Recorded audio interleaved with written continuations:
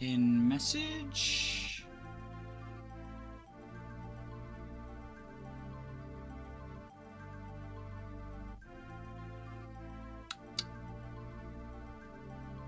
And for today's poll,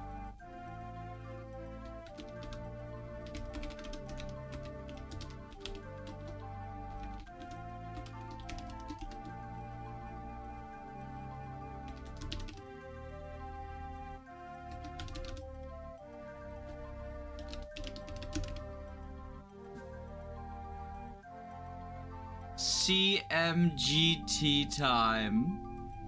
Oh, I should have said that, and I should have said that. I should have said that.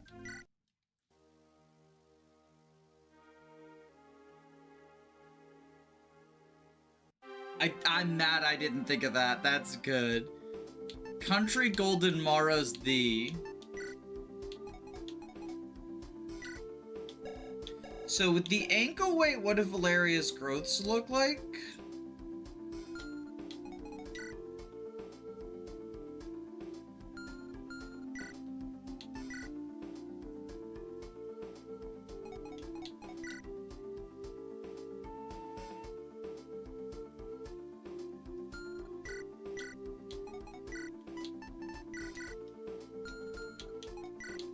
We don't have anyone who can use Nosferatu yet, do we? Yeah, we have 2 Dark Tomes and no Dark User.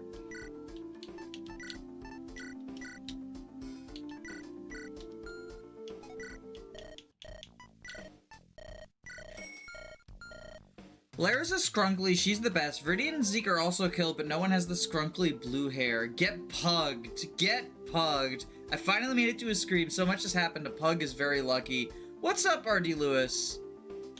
How are you doing? What else happened? What else happened with you? If you don't mind sharing with the class.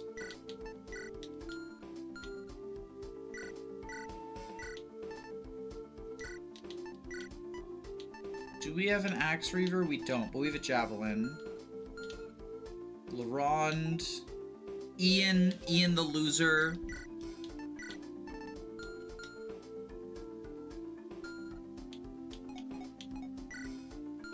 Oh, we have the Kanto Scroll. Wait, when did we get the Kanto Scroll?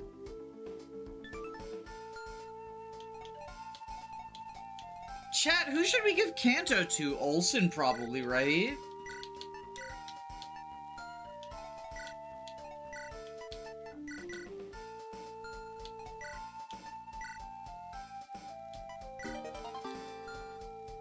Kanto Scroll in the market? Do reverse recruits keep their weapon ranks? What do you mean? I guess it depends on the unit?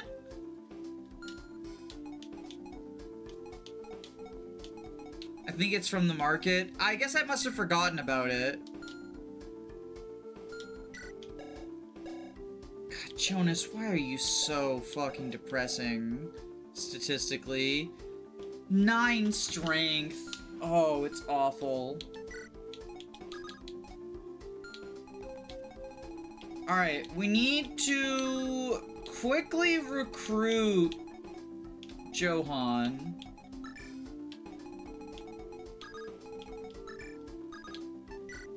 It's been a whirlwind the last few months. Yeah, exciting? Like good whirlwind, bad whirlwind? Or just neutral whirlwinds?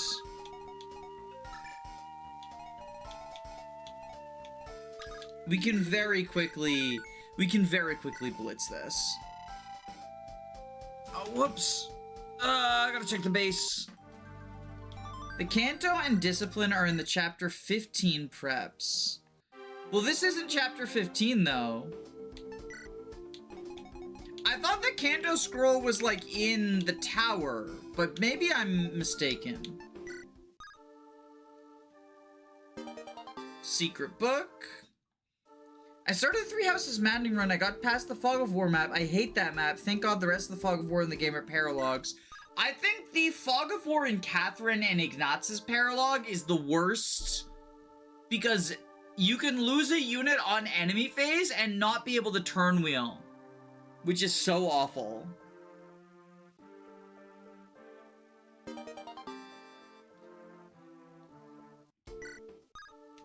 Because it's a defense map. I'm pretty sure units are the same weapon, are the same level and weapon ranks in reverse recruitment. That's not true. They've been leveled downwards. They've been leveled downwards. Isn't it Catherine Ash? Oh, you're right, it's Catherine Ash. But so the problem with that map, right, is because it's a defense map, it ends on enemy phase, which means you can lose a unit on the last turn and not have the ability to turn wheel, which is pretty awful.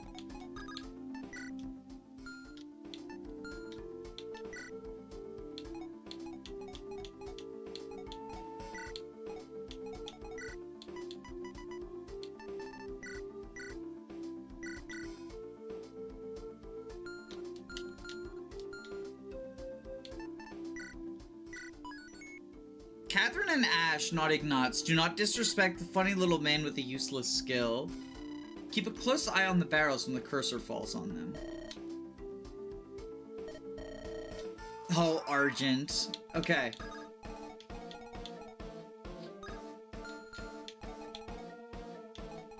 Bum bum bum bum ba da ba da ba ba.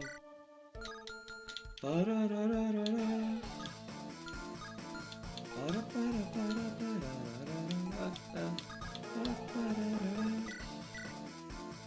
Oh my god, this guy's gonna be a pain, isn't he?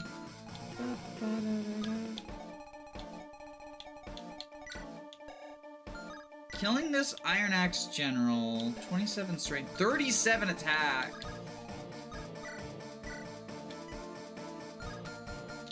That's not as bad as I thought it would be.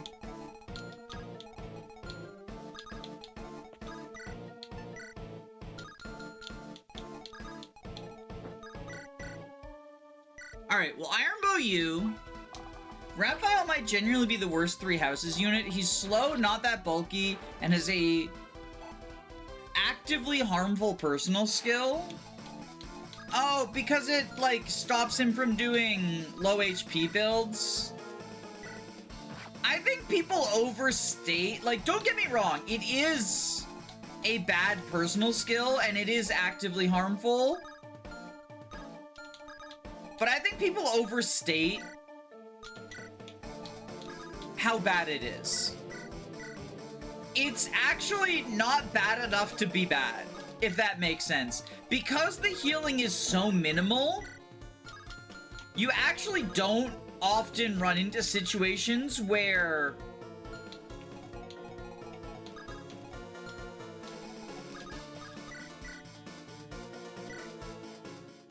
it screws you over. So, in a weird way, right? His personal skill is... It would be worse if it was better, but because it's so bad... Because it's such a... It's a small amount of HP, and... it's a small chance of it happening, right? So, in a weird way, if you think about it, his personal skill is so bad that it's not actually as bad as it could be. It's not abysmal, it's just sad that it is somehow more often harmful than helpful. Does he have the tools to do a low HP build? Like, he doesn't have Vengeance, so it would have to be like a Wrath build. Does he have the tools for a Wrath build? I don't think he has the tools for a Wrath build. Like, I feel like his personal skill harming him is a thing that people say. But it's not like he would be, like, stellar without it. Oh, you know who I should have given the Kanto scroll to is Laurent. We'll give him the second one.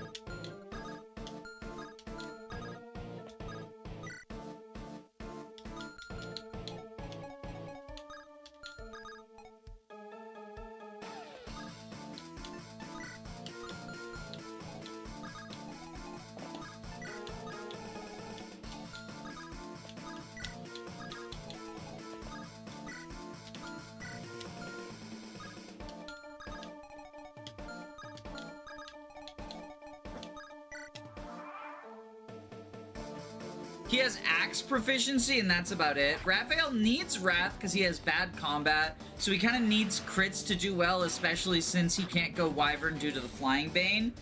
Yes, Fistboon though, right? Like, isn't his thing just go Grappler? The generic male unit goes Grappler, uses, the 3-punch attack, whose name I can't remember off the top of my head.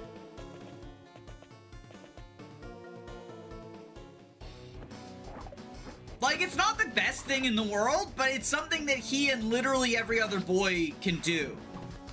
He's got good strength and a boon in brawling. Yeah, so he just becomes a grappler and does the 1-2-3 punch.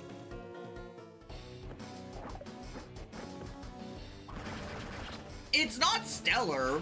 Like, I do think he's one of the weaker members of the cast, but I don't think he's the worst member of the cast. I mean, fuck, you've got, like, Mercedes, right? What does Mercedes do? She can't even physic in the early game, right? Anna? I think Anna is probably worse than Raphael. Like, she does have the Anna tech. I've done, like, the Anna tech that I talk about, right? Where, because she has Wrath Strike, she can get Wrath Strike and heal on a single unit in the early game, and, like, that's cool.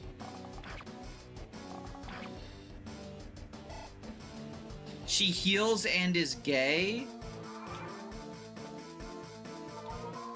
Mercedes has, like, 5 uses of heal in the early game, though. Because she's stuck in Noble. Because she doesn't get enough experience to go into Monk and actually get 10 heals.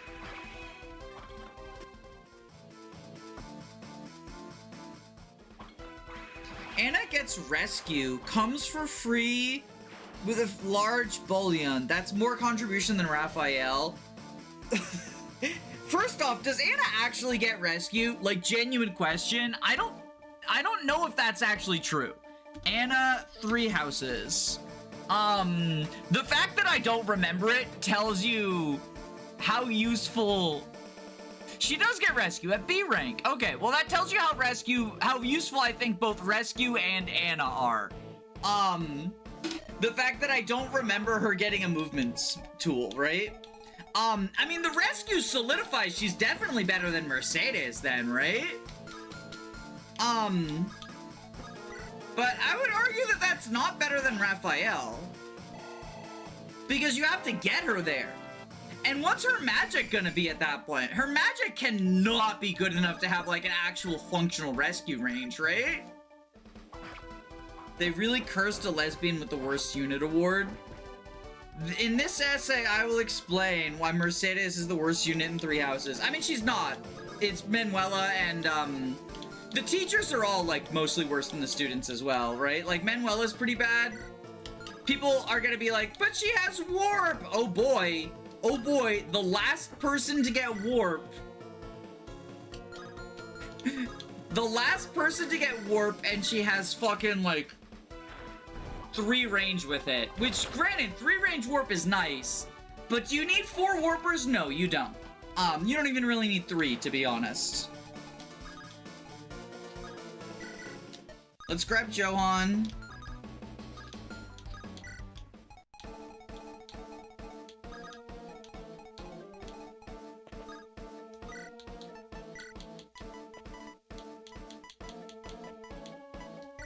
Grab Argent.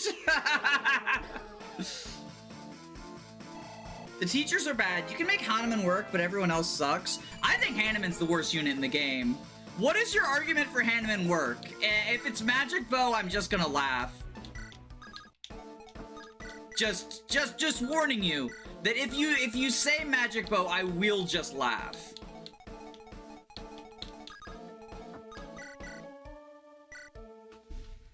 But what is the Hahnemann argument? Is it Thoron or Bolting or whatever it is that he gets?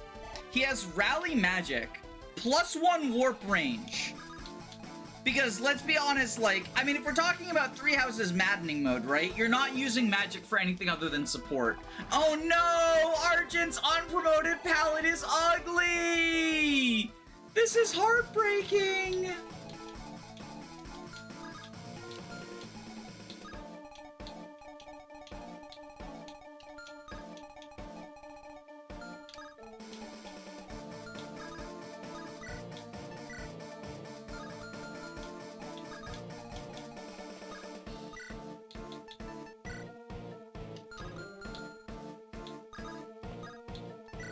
Luna, you. Magic is so bad in 3 houses. Yeah. So, like, why are we wasting a deployment slot on Rally Magic? Unless we're saying that we need +1 warp range. Which, like, I don't think +1 warp range the unit is better than, like... I mean, it's certainly not better than +1 warper the unit. Manuela is +4 warp range. He's more usable than Manuela? Nah. I mean, I made a video about why I don't think Manuela's very good. But I think that almost undeniably, it's better to have an extra warper than +4 magic, right?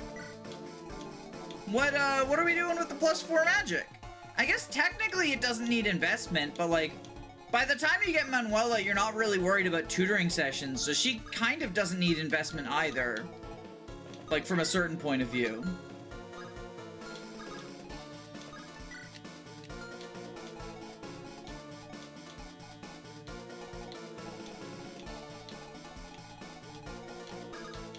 I love how, in vanilla, the challenge is getting over there before Sid, and then, like...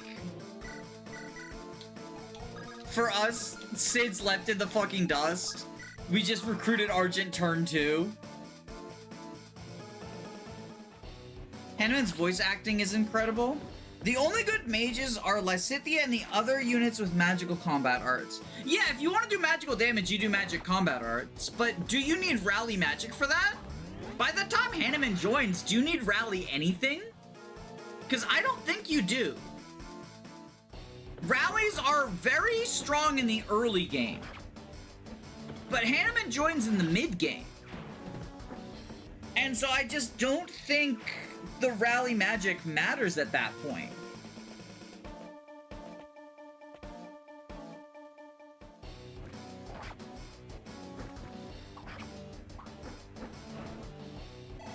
I need rally sanity.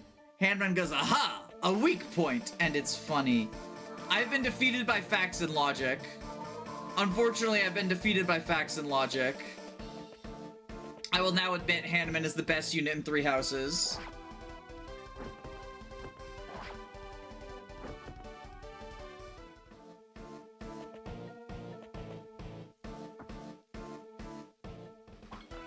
At least he has something unique. Rally magic isn't unique. Other people get it. He has it as a personal skill. So if anything, right? Uh-oh. Is my controller farting out? If anything, he has the Ash problem of he has a personal skill that shouldn't be a personal skill.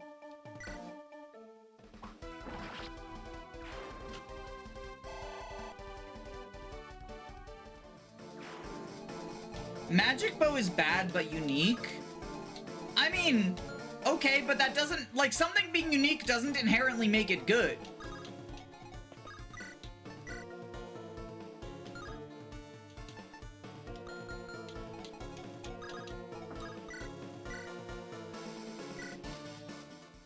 Like, Donald is the only person who can become a level 30 villager. Does that mean he's better than fucking...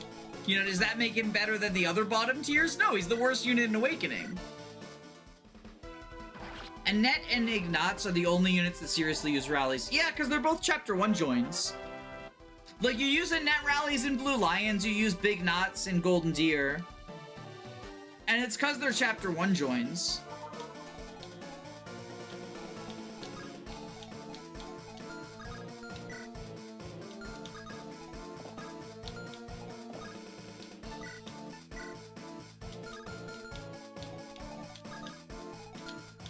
Let's save here.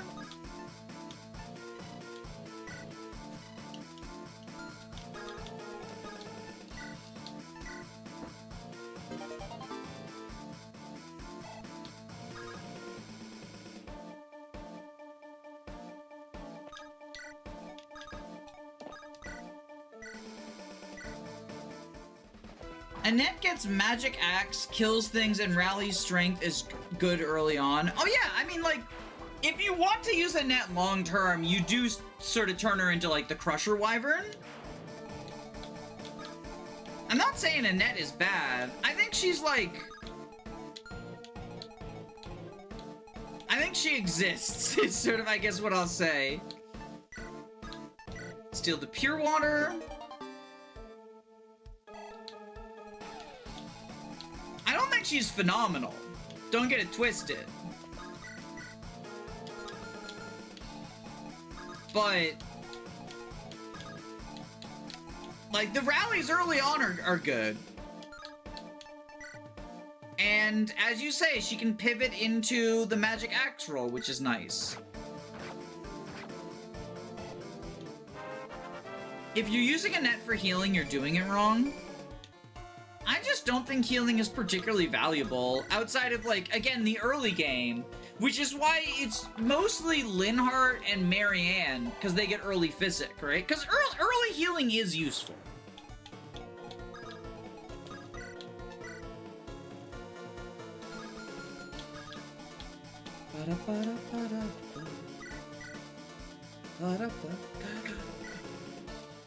I wish Edelgard had better magic stat and spells. A magic armor lord would have been cool.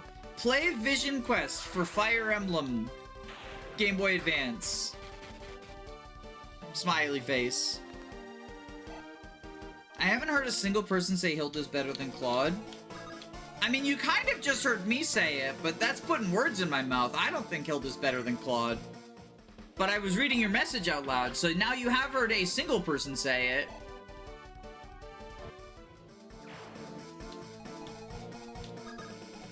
But, you haven't heard a single person mean it, I guess, is what I would say now.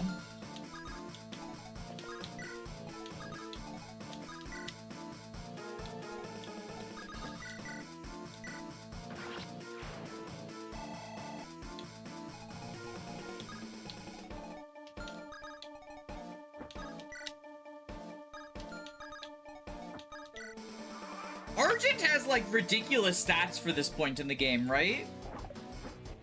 Marianne is your combat healer because of Frost Lance. Frost Lance is epic. It's Frozen Lance, right? Hilda's good, but Claude is better. I've never heard anyone say Hilda's better than Claude. I don't know what you do with Hilda. I haven't played much Golden Deer. I haven't played Golden Deer Maddening. And I haven't played much Golden Deer, like, in general. What do you do with Hilda? Like, is she just, like, the big strength unit? Goes into, like, Wyvern or something?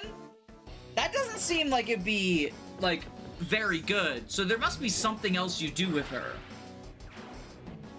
Does she get a combat art that I'm not remembering? Swift Strike. Oh, she gets Swift Strikes? With Death Blow and Darting Blow.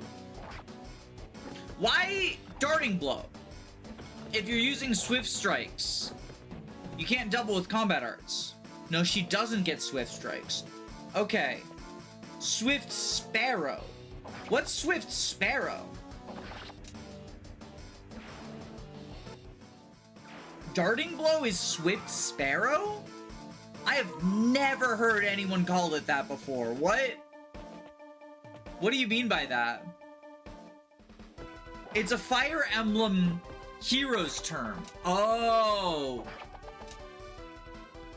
Yeah, I'm gonna be real. That doesn't sound very good to me. I am of the opinion that doing traditional combat is not good enough in Three Houses.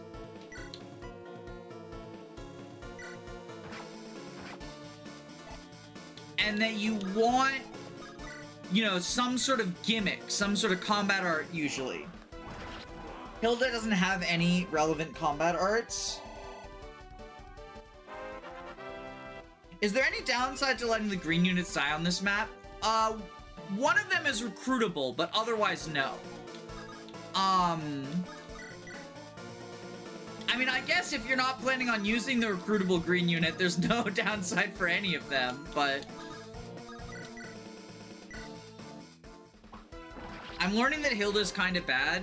Yeah, I mean, like, in hard mode, everyone's super usable, right, though? So, like, and even on maddening, if you're good enough at the game, everyone's usable on maddening too, right? So don't let that, like, discourage you, right? But unless and like I said, I haven't played Golden Deer Maddening, so I'm just going off of what chat's saying. For a second ago, I believed she had Swift Strikes, because chat, you know, confused me accidentally. So do not take this as some sort of, like, 3 houses expert says Hilda's the worst unit in the fucking franchise or anything, right? Like, I very, very, very easily could be missing something huge. But from what it seems from this conversation, I'm not terribly impressed. I thought Hilda was meant to go Fortress Knight because of her boon armor and axes. I think it's like Fortress Knight and Warrior are her 2, like, main canon classes, right?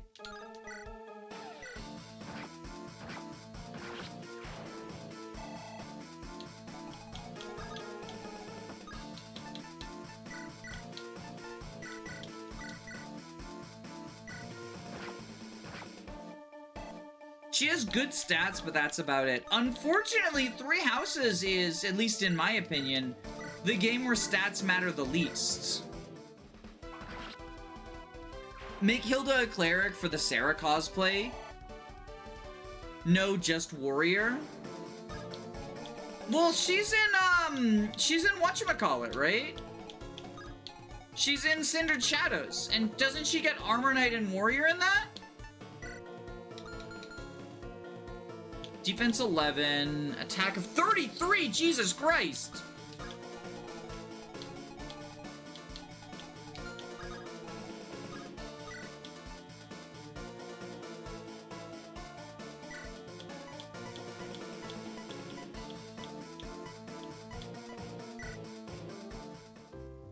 Her warrior is the cannon class and she uses big axes. I'm pretty sure she gets Armor Knight in Cindered Shadows. I'm of the opinion that 3 Houses characters have, like, multiple canon classes.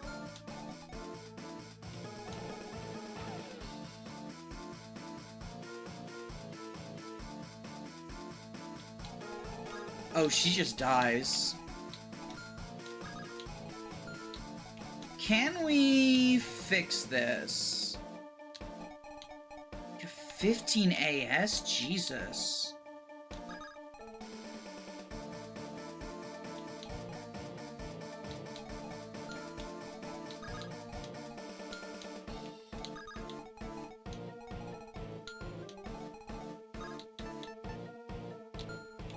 Maybe she'll dodge.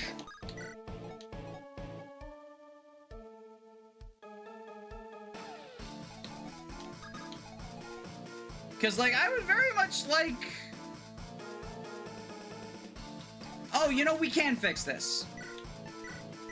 We do this.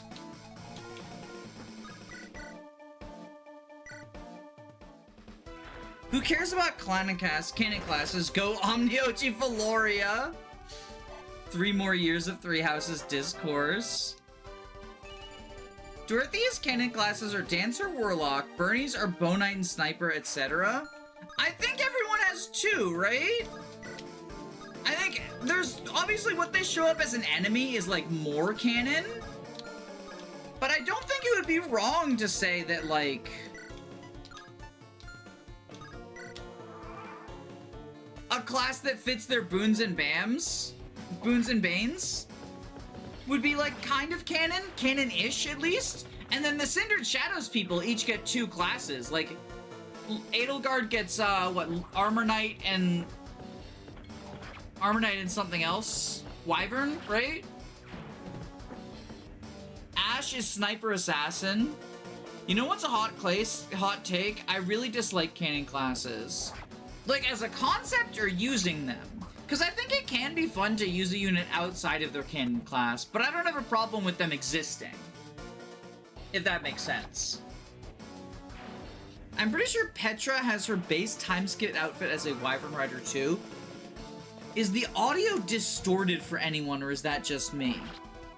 Is my microphone, is it my voice that's distorted, or the Game Boy, or both?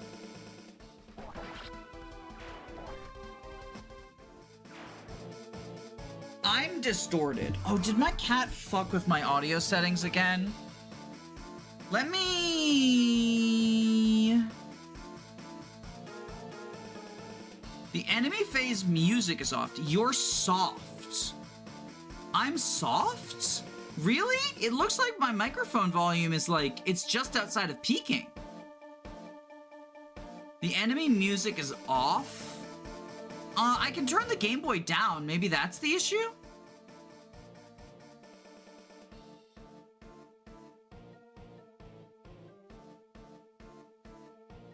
I'm wearing headphones, but the audio sounds fine to me. I'll turn the Game Boy volume down a little bit. I don't want to turn my volume up because I don't want to start peaking again like in Thracia.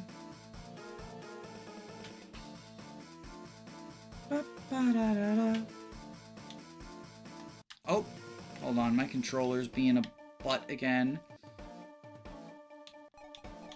We should get rid of reclassing. That is a, it's kind of a boomer take.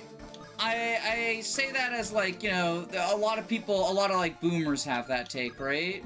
Fire Emblem boomers. And I'm among the Fire Emblem Tommy, Jesus Christ, calm the fuck down.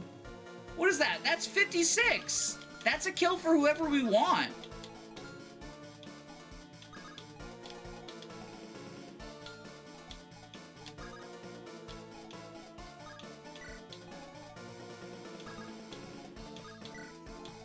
Jeez Louise.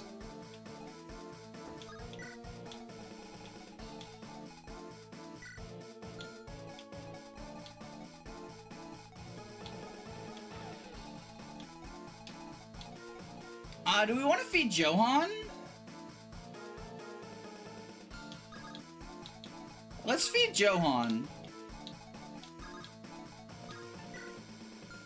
Told me my goat. Infinite reclassing put me off of finishing Engage since everything felt homogenous. That's fair. It's definitely... I don't like Engage's approach to reclassing, where it's basically free. I do appreciate that it ties in with the game's themes. We were talking about this the other day, in that I think Engage and Awakening do their themes best out of any Fire Emblem game. It's just that I personally don't care for those themes all that much, because they're both Power of Friendship games, right? Which I think is a little bit...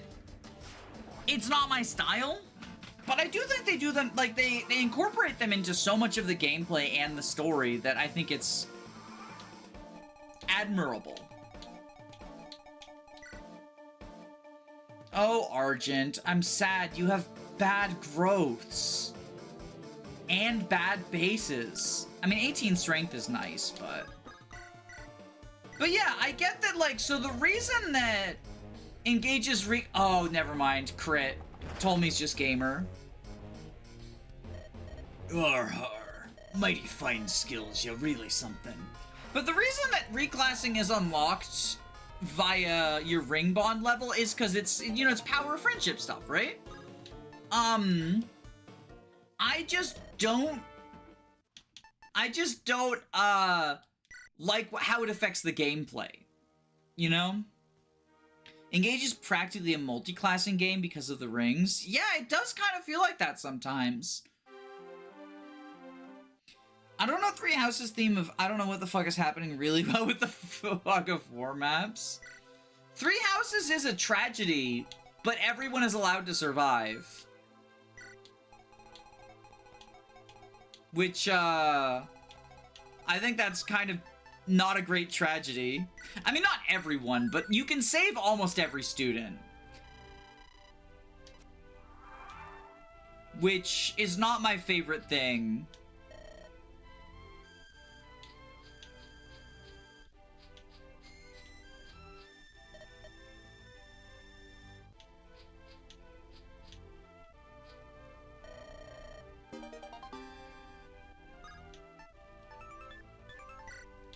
Everyone except for Edelgard gets to live. Yeah, Edelgard and Hubert die on most routes, and then on Edelgard route, like Dimitri, Dedue. Dedue dies in Silver Snow route. Dedue and Dimitri die on a lot of routes as well, actually. Because they both die on Silver Snow route.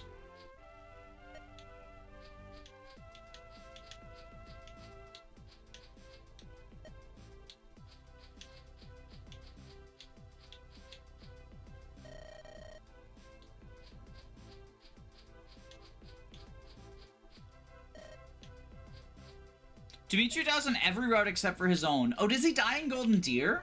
Oh, right, because Golden Deer is just a ripoff of Silver Snow. Claude got scammed.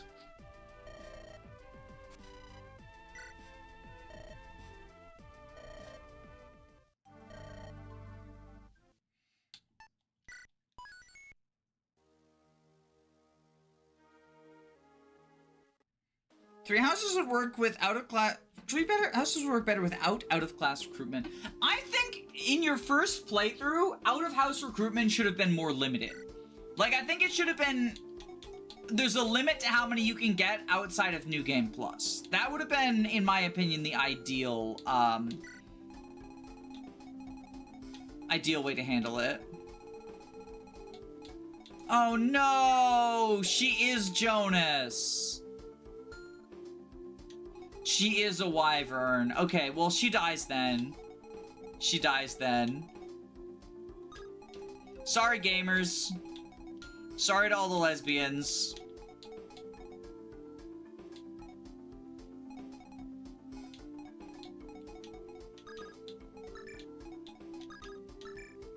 But I'm not bothering with the Rune Staff shenanigans. She's the top 1 unit. Who we promoting?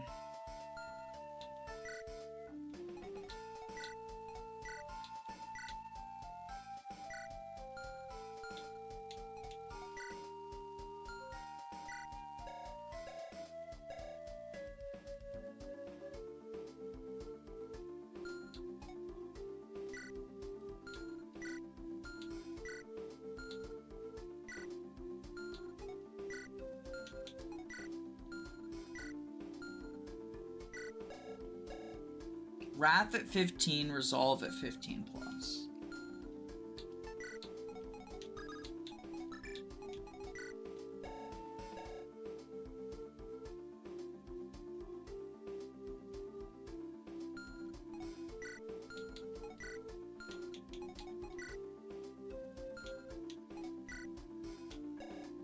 Oh, we got lethality. We can, we'll promote Olsen.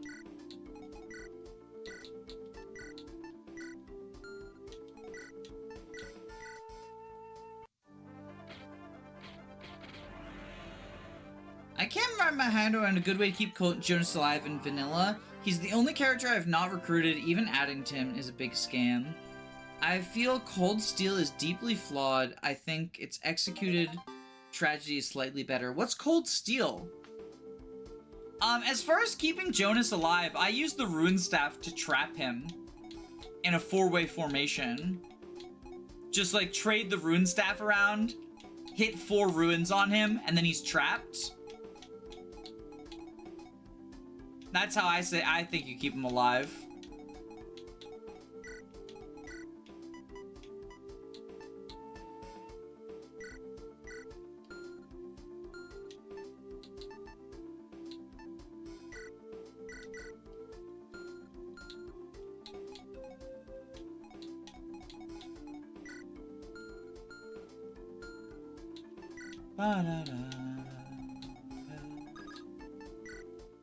I feel like killing Lazarus before turn 8 is an easier way to recruit Jonas than the Rune Staff. Not on Maddening mode. Not on Maddening mode. What is the current, like, way that people like to kill him? It's like a Wrath crit from Natasia or something? Like, rigging a crit from Natasia?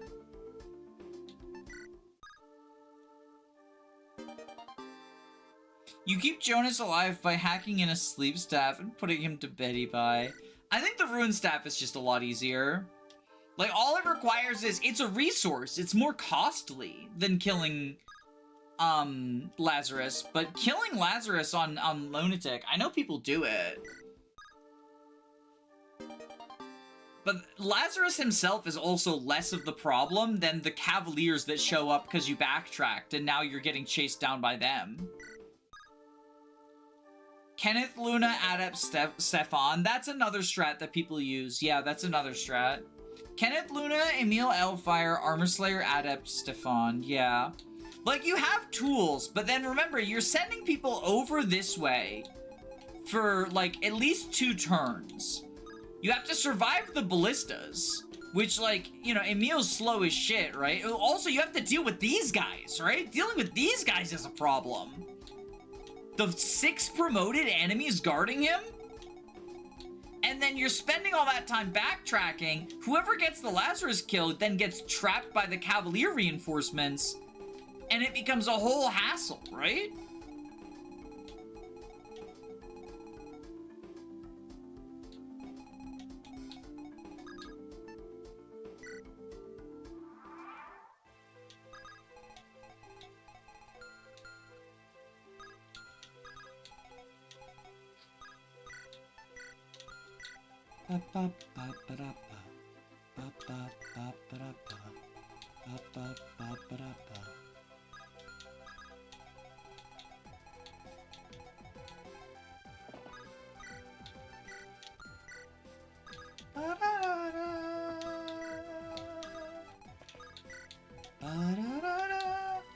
Am I the only one who thinks this music is a bit too chill for a frantic escape map? Like, it doesn't feel like it has the vibes that the story should. I know that, you know, us Donkey Kong Country players have PTSD, so this is the stress song. But in terms of, like, the music itself, it is not actually stressful. It's just that this is on, like, the hardest levels in DKC 2. I keep getting ads for TikTok on YouTube. That's interesting. I would think that YouTube would not run ads to their competition. This is a little melancholic, but this isn't like a melancholy scene. It's a scary scene. Lazarus is here. He's chasing us down.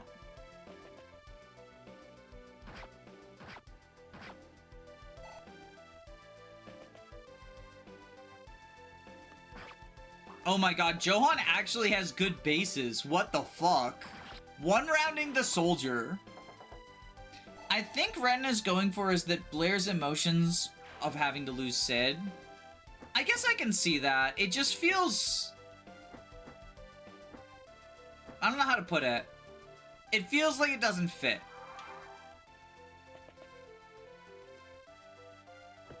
You could just ask Retina ourselves. Yeah, you can ask Retina if you want. Nothing wrong with that. Just sort of, you know, shooting the shit. It's what came to mind. It always comes to mind for me whenever I play this chapter. Sid doesn't die until the chapter ends. Well, he dies before the chapter ends if he actually dies. Like, usually he dies, like, turn 4 or 5, unless you go and help him. These green units are weaker than I remember. Have you played on maddening mode? Or is it just that, like, because in hard mode, I imagine they're better. So, like, that might be it. But it could also just be memory moment. Why are the pirates so acrobatic? I mean, they have to be to fight on ships. What are you doing? What are you doing, Mage? Both of my playthroughs are on Lunatic. Got it, got it, got it.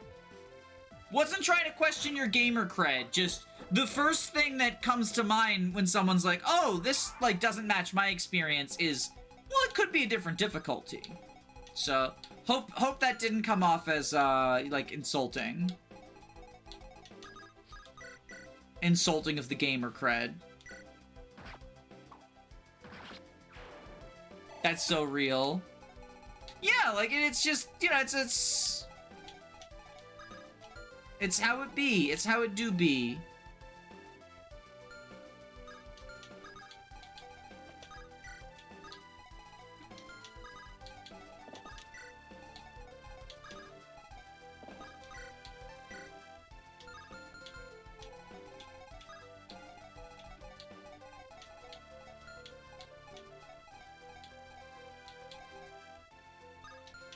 In fairness, green units always kind of suck.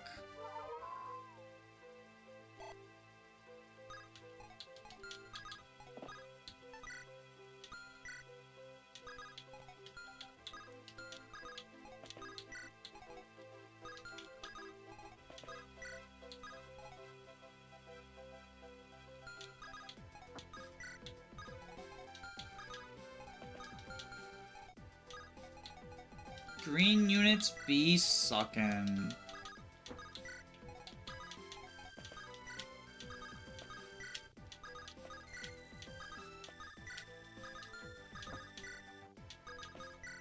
So this is the last map of full deploy. Green unit haters when I pull out the Radiant Dawn Archer. First off, he's a sniper. I don't know why that's the, like, thing I get so pedantic about, but the number of times people say 313 Archer, he's a fucking sniper! He's a fucking sniper! But he's also a fraud. He's also a fraud.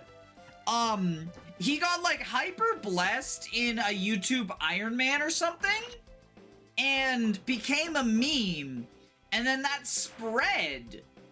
And now there's this reputation of, like, this is the strongest green unit of all time. When it's like, first off, he has stats comparable to the other green units on that map. And he's stupid enough that he'll abandon the ballista to get down off of the ledge and go into the front lines and start, like, attacking the bird lagoos, right? He deals effective damage to the bird lagoos. Like, that's the only positive quality he has. Which, like, that's good. But hey, you know who else does that? Like, Leonardo and Nolan. They do that. Pent is the only good green unit. Pent is the exception that proves the rule. Green Pent epic moment. And green Dusel. Dusel in 8. In Ephraim's route. Ephraim route Dusel. I wish green units got hard mode bonuses. Not super high bonuses, but it sucks when the Wall of Armorites die to one random mercenary. That makes me think of the FE7 chapter where you're protecting Nils, and they give you all those Armor Knights, and they just all get one-rounded by fucking everything.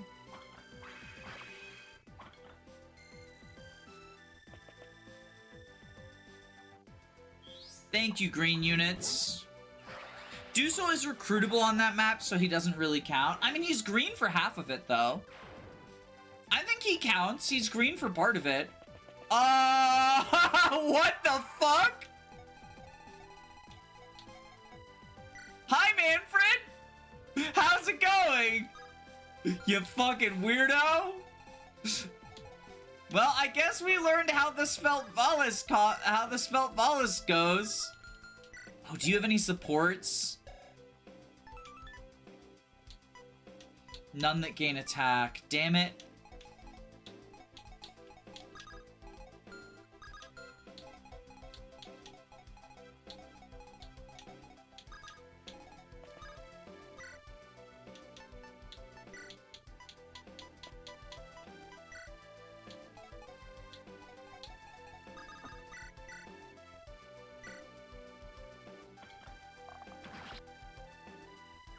Y'all, we have to send the eyeball to safety. Manfred can never replace the goat Seltvalis. I mean, I think it's gonna be fun to use the various Viridians that you don't normally get access to. I think that'll be fun. Sorry about this. I'll make it quick.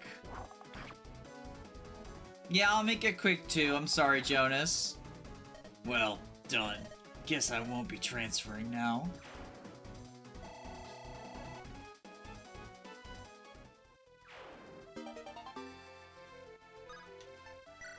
I know why Stefan doesn't have might supports, but I want him to have might supports. I'm always like a few points of damage, 2 points of damage off. Yeah. Yeah. It do be that way.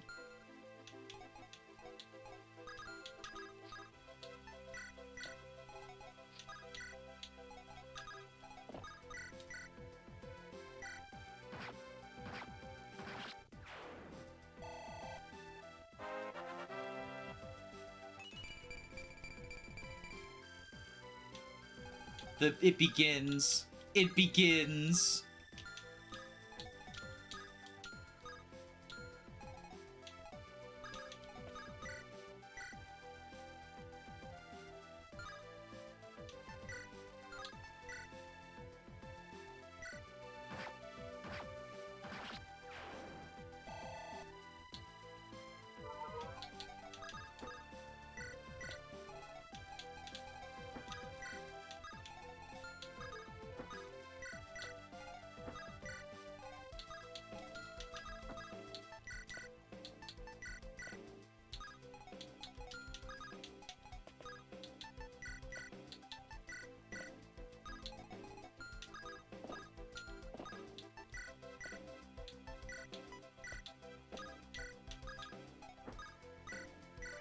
Heal you up.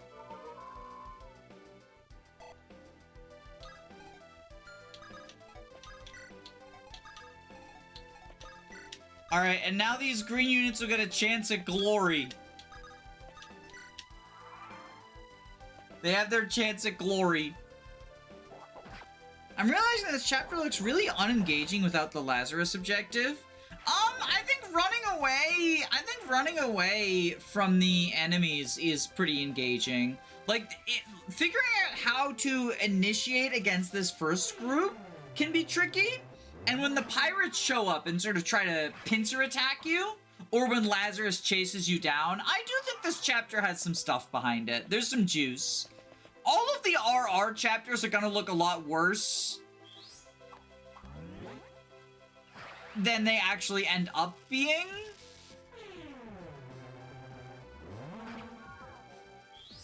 Bye, small gem. That's unfortunate. Because so many of the units are, like, way more cracked than you're expected to have for this point in time, right?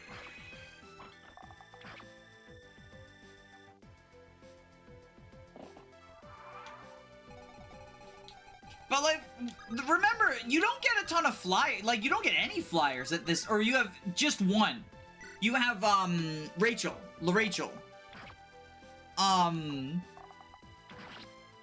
So, like, the flying strategies that I'm doing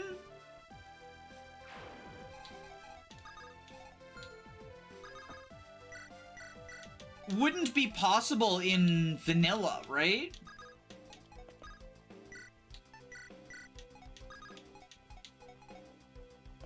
Time to hack a mini gem into Wilhelm's inventory.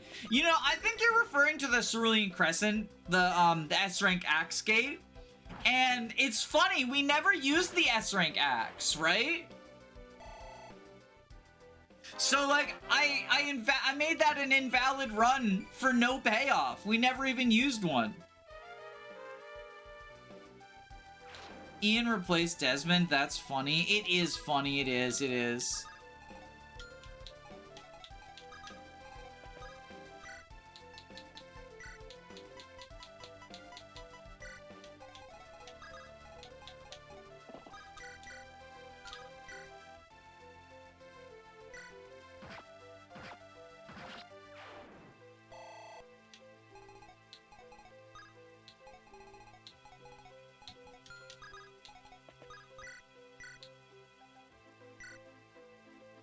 I was talking about TMGC 0 Goats where you hacked the mini gem to Agnes's inventory because a crit killed the Dark Mage. Oh, I forgot about that. That was also probably unnecessary in retrospect, just because, like, did we use the 500 gold? I don't know.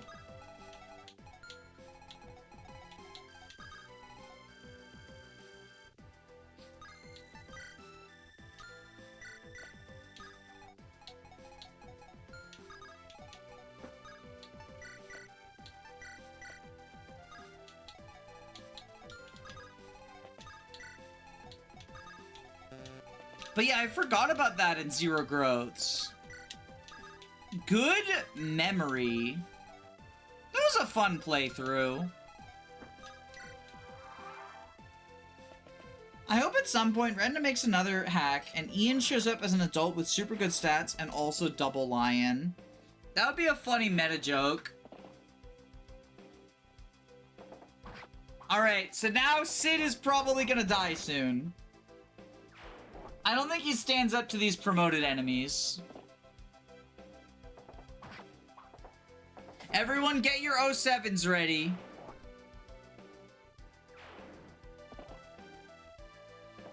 Is Ian the worst character in the game?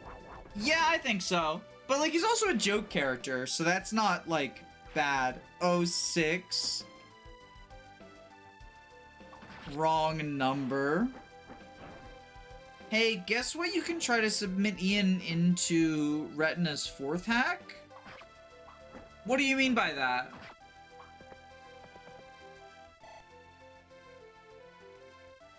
He won't accept the submission, but you'll always try.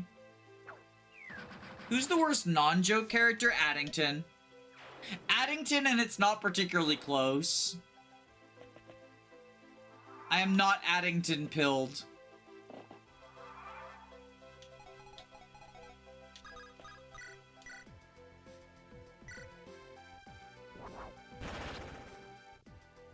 Good job, Kyrie.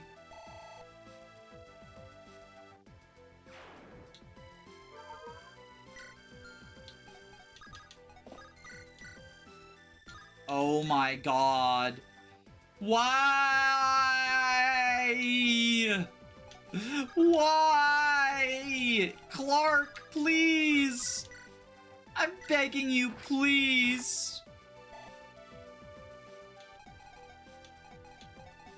The one-turn clear uses Addington. I mean, in an LTC context, Addington is great. Because he's another movement bot, right? You want as many of those as you can.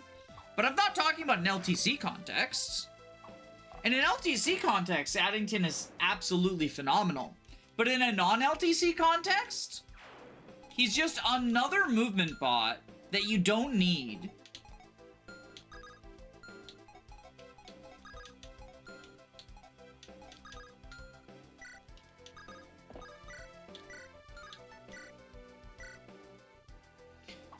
Addington can't be a joke character because he's not very funny.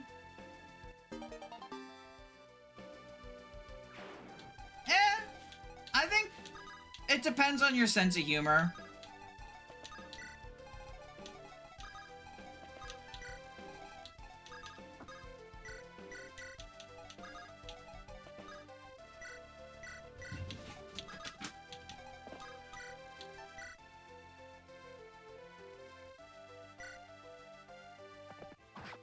Gimmick so good we needed 2 movement bots.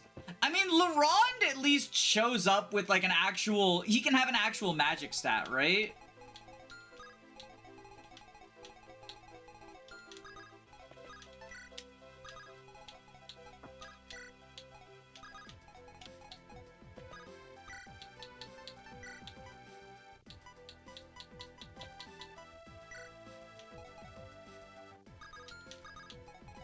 And he does, like, filler combat. You know, he's better than, like, Joan, right?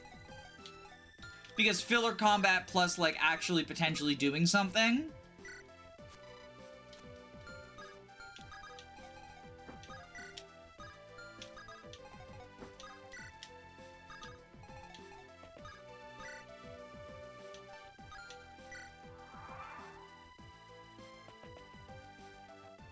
I'm a bit surprised you haven't submitted a unit to Retina.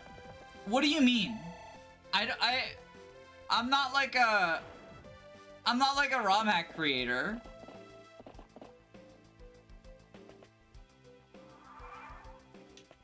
Like, I like playing hacks, but I've never pretended to be particularly, like... I don't know. I'm not a hacker woman.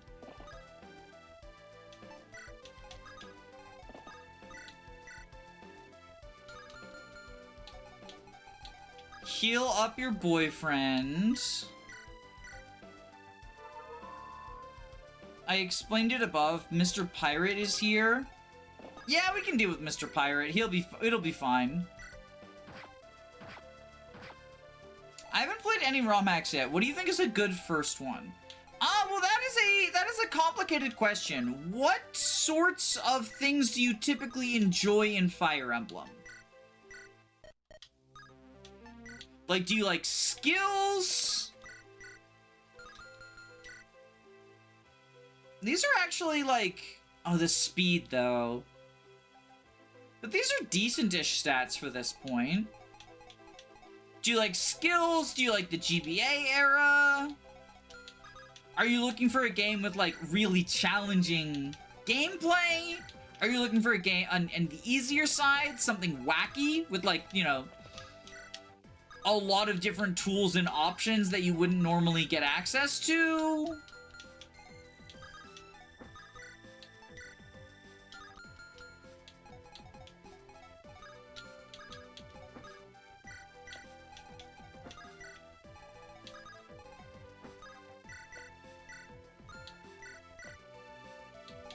A good first one is Hag or TMGC. TMGC is skill-based, Hag for relatively normal hack. I don't know if those are good first hacks, actually, to be honest. I mean, again, it depends on what you're into, but they both, you know, you say Hag is pretty normal, but it's built itself around a gimmick of only one healer for the entire game, right?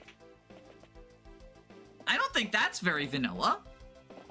I enjoy managing skills that would give a lot of unique options. So I think if that's what you're looking for, my two recommendations would be either Cerulean Crescent by Ravane or The Morrow's Golden Country by Retina.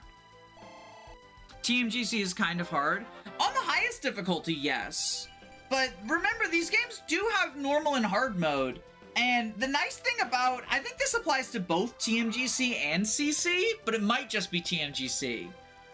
Chat, correct me. Let me know. You can change difficulty in... You can change difficulty, like partway through the campaign, right? Go all in and play Cerulean Crescent as your first hack. I mean, if you're looking for something off the wall, right? It's hard to get more off the wall than CC, than Cerulean Crescent. However, it does have the potential of being overwhelming even if you like skills. Like, it is a lot, right?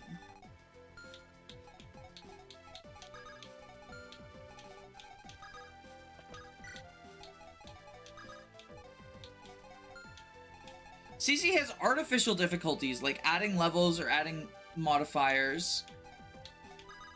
Oh, right! Cerulean Crescent doesn't have traditional difficulty modes. I forgot.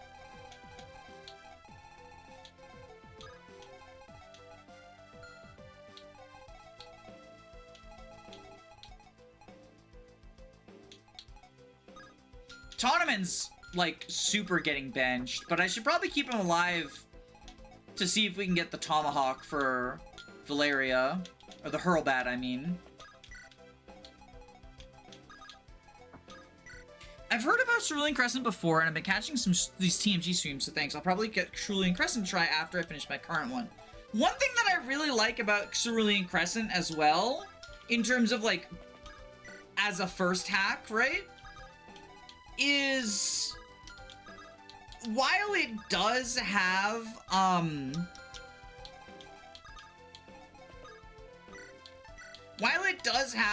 a sort of steep brain curve in terms of the amount of things that it gives,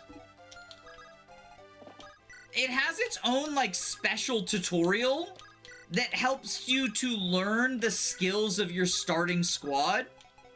And I think once you get used to them, it's a lot easier to get, like, onboarded with the later units. Like, once you get a grasp of, like, okay, here's how I use Mince, here's how I use Ellery, here's how I use Lindros, then I think it's a lot easier to be like, okay, so the game just gave me another new unit with something wacky going on. How do I use that? And sort of, like, once you've been taught one of them, you know? Tonamon's worth it as a unit just for Hurlbat. It makes him basically usable as a long-range Ballista. Oh, I'm talking about in this. He doesn't have the Hurlbat in this. Which is, like, the unfortunate part about him. The problem with Tonaman. The green unit's trying to escape, too.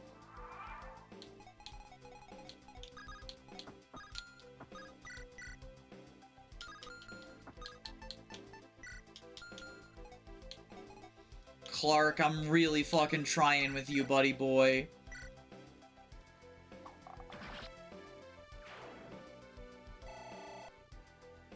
If you don't want to deal with wacky stuff, you can always just resort to mounted units with Kanto Plus. True! CC also has some simple units, like Gecko and Whipjack, who are just enemy phase bruisers. Well, Whipjack's both player and enemy phase. But yeah, there are units that are... Well, it's funny, because the simple units in Cerulean Crescent are simple because they only have one gimmick, is like... So that's kind of the funny thing, right? Is it's like... What makes a CC unit simpler? Oh, well, this one only has one gimmick.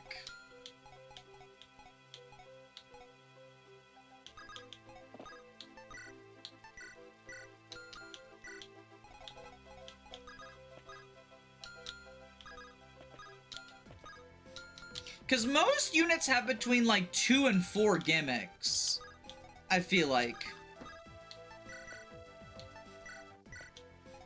But yeah, other good starter hacks, I really like Call of the Armor as a starter hack. It's very mechanically vanilla, in terms of there's no skills, but a lot of the weapons are weird, right? It gives, like, weird weapons to people, including personal weapons. And a lot of units are weird, like summoners... Stuff like that. It's very similar to the Sacred Stones on an engine level. But it has maps made by... Each map is made by a different person. So it gives you a sort of teaser, sampler platter of, like, here's all the different types of maps people make. And if there's a map you really like, you can be like, okay, let me look who made that. This map was made by this person. Let me see what other hacks they've made. And that sort of, like, serves as a good sampler. Any telephone hack, that's the type of hack where each map is made by a different person, would fall into that category. So, Bells of Balin is another one. It's a Thracia-inspired one. But I think Call of the Armor is the one I like to recommend because it is the most similar to vanilla. An Unexpected Caller is another good telephone hack, although I don't think it works as well as a sampler, because the gimmick of the Unexpected Caller is every map is actually just a map from Fire Emblem 6, 7, or 8, but the objective has been changed, and the enemies have been changed, right? So, for example, have you played FE7? You know the map where you get Ninian? In FE7. So it's like a Fog of War map where you have to kill the boss. That map has been changed to be not Fog of War, but you have the objective of visiting all the villages. Or the Sacred Stones desert map. Instead of being a route map, there's like some scary bosses you have to kill. It's cool stuff like that.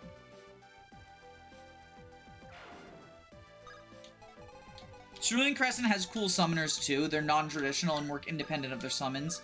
Yeah, it's, oh, what's Ophelia Dusk's name? Because it's Lilac and then the unit that's just Ophelia, whose name I can't remember.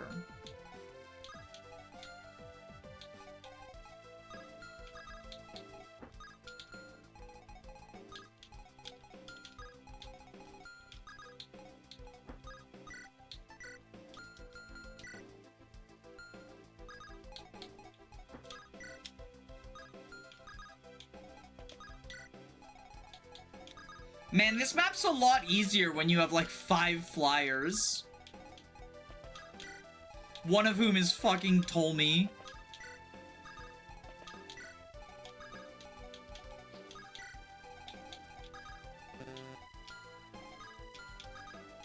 Doesn't matter that I've got Armor Knights, like, I've also got Flyers. Flyer emblem. Engage.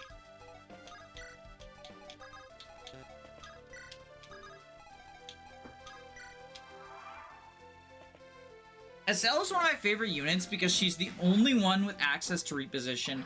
It's funny, reposition is my favorite skill in Fire Emblem, and I feel like nothing for Estelle. I think it's because Repo's on Justice, right? And so that feels like just divorced enough that I don't get that, like, unit attachment moment.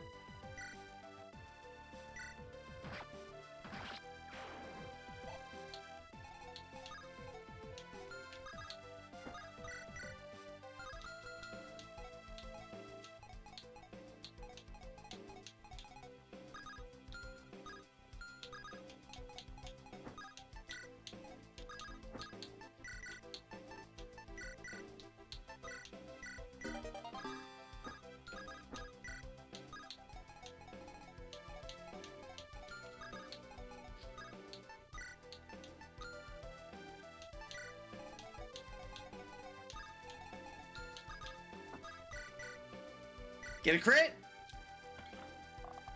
Nope. My favorite skill discussion, the favorite skill discussion always are for me because mine all are proc chances due to a gambling addiction. Gambling is good for you.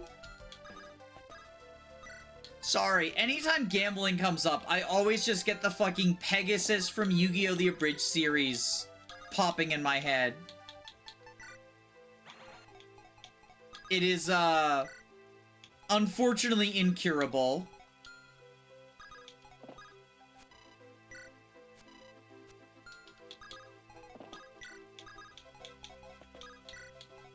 Cerulean Crescent has no proc skills except for Marlowe. What's Marlowe's proc skill?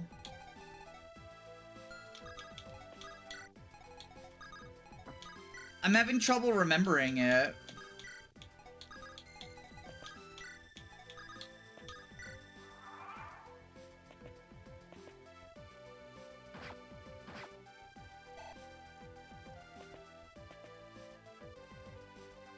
Me when I don't hit sleep powder. Ah, dang it.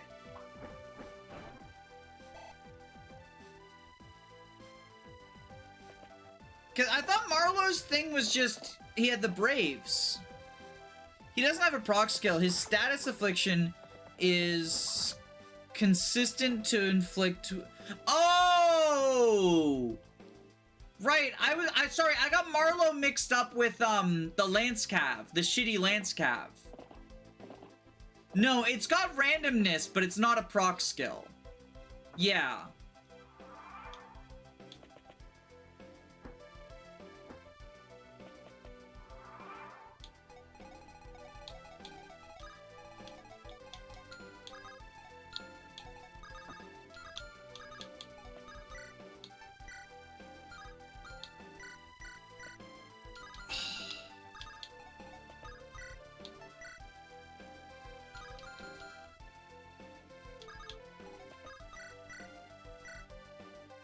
Okay, with Sue Sword U,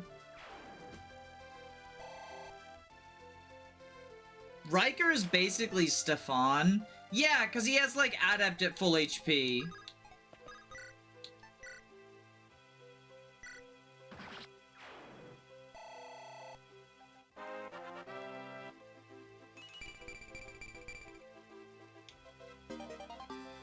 Like, I didn't think of that until you said so, but he kind of is Stefan.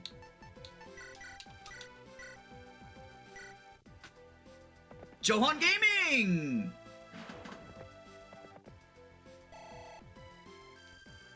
It's funny, Marlowe is the most RNG because he makes everyone he hits hungover.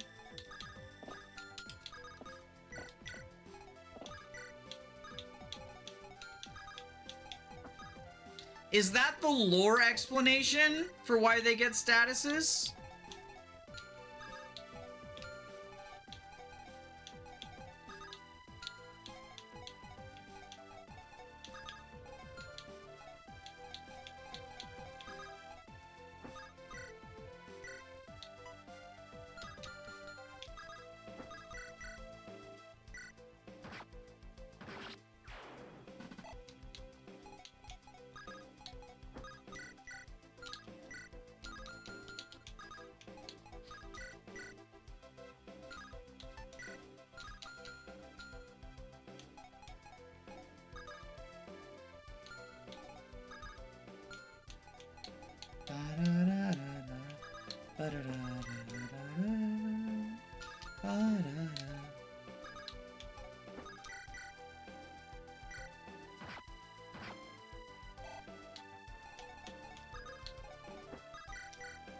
Peter, the horse is here.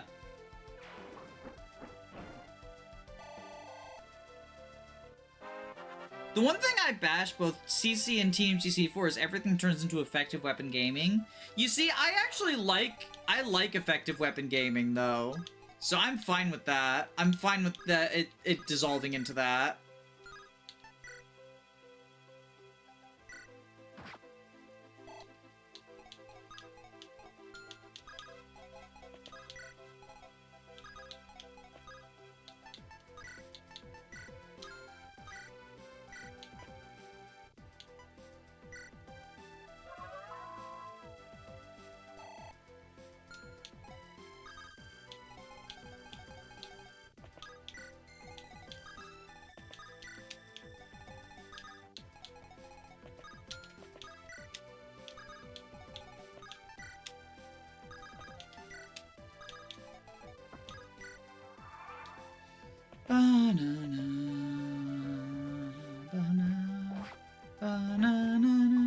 I barely ever use effective weapons in late game TMGC. Interesting.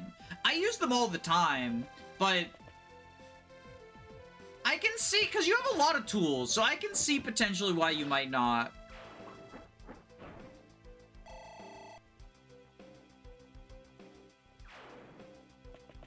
Shit.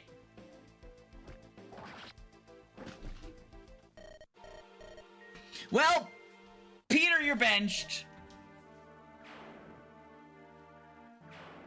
Full deploy ends after this map, so that's just, it's decided that it helped me decide which one's getting benched and which one's not.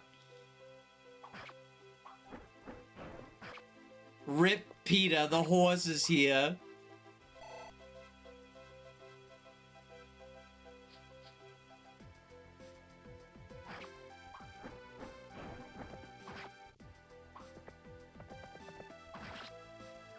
Good job, Johan. Peter, the bench is here. Wait, that's so good.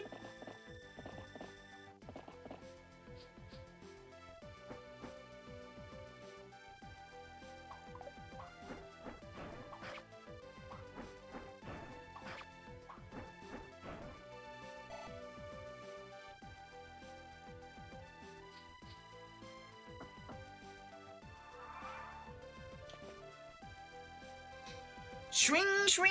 Is this green unit gonna fucking survive?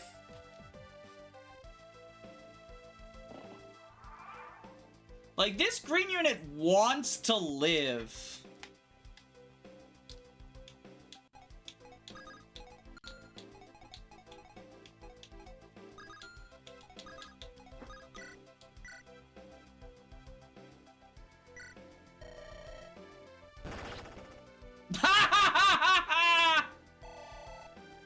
The crit!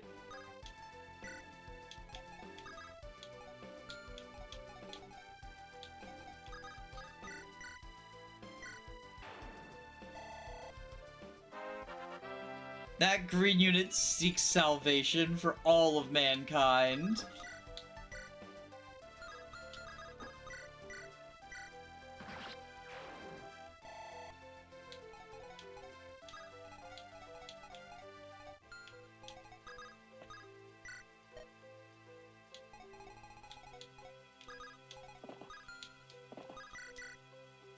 Yes, Luckbo Gaming!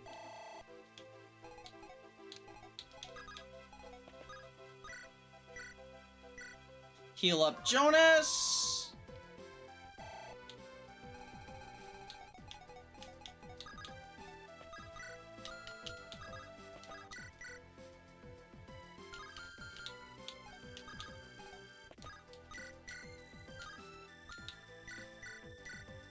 Luna Gaming. It's okay, Tolmy deserves the EXP. I mean, yeah, I think we just keep feeding Tolmy. He's just built different. Whoops. That was not what was supposed to happen.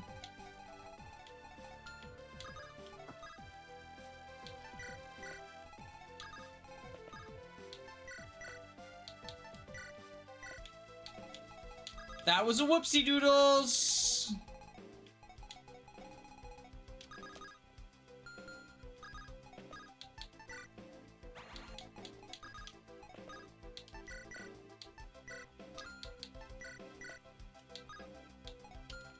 Well, Argent's probably dead. Unfortunately.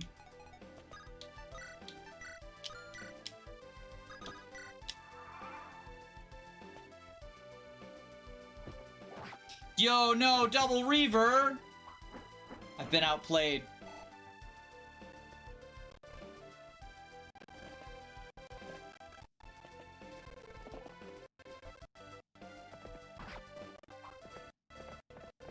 Sorry, Argent. I only recently learned that Zeke can use the luck bow. Besides him and Clark, can anyone else? I mean, Valeria, but that's the cheater answer, right? Oh, 7! Throw me to the ocean, my one true home.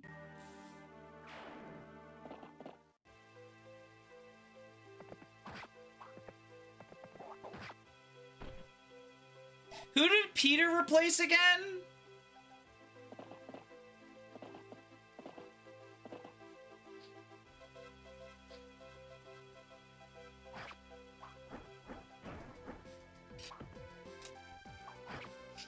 At least she got her wish. Can someone remind me who Peter replaced? Because I want to know if we're currently on track for Layla weapon or Rachel and Cassius weapons.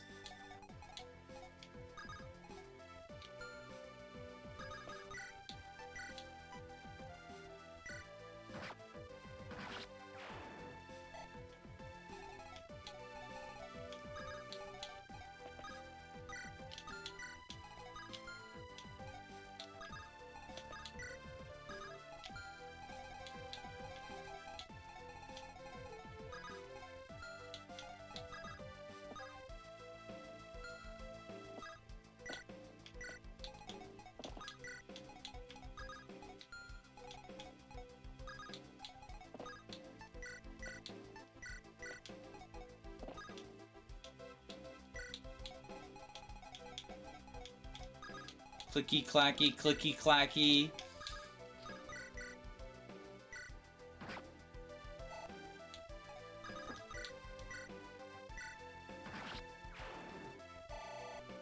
I know Jonas is Natasha. Was that Rachel? Yeah, I think that was Rachel, right? I think Peter was Rachel. Peter replaced Rachel. Yeah, okay, so we're getting Layla weapon. That's unfortunate, because that's the worst personal weapon.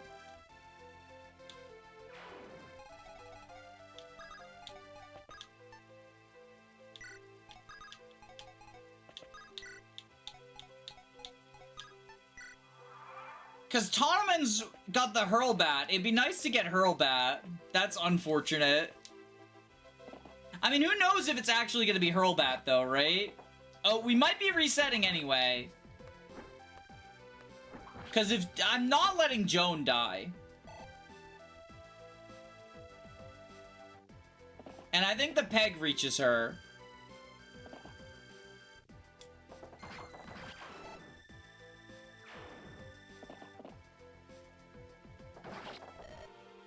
Okay, well, we are resetting.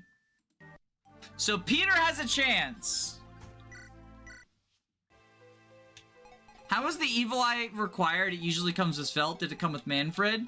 It was in the chest, the normally inaccessible chests. It was in the chest you usually can't get.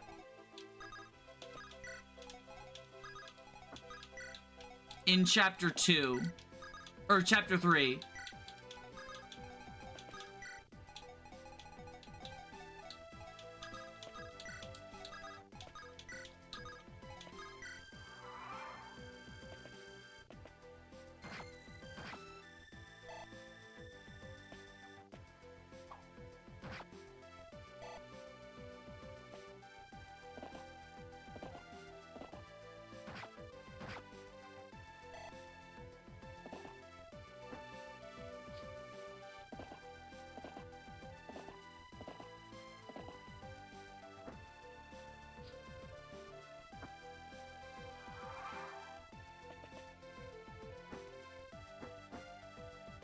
There's so many waves of flyers.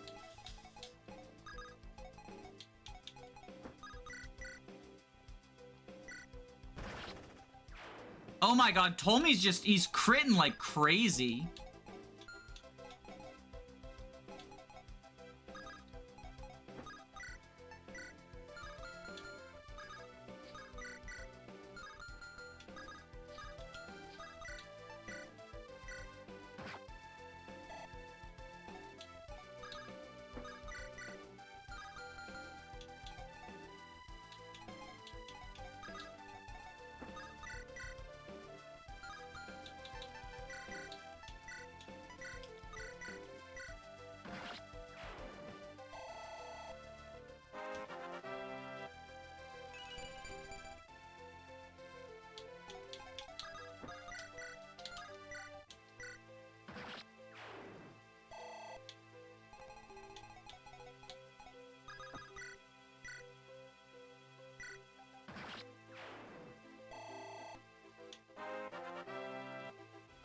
You know, I read reverse recruitment and I didn't fully click. Is Kyrie a late game then? That's a shame because I really like the design. Yeah, Kyrie is a late game secret character based on a fighting game.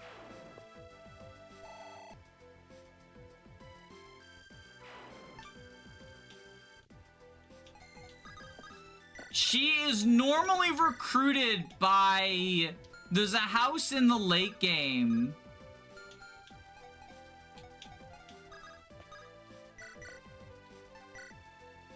Where you got to, visit with a specific item combination, or a specific combination of durabilities. It's, like, kind of a mess.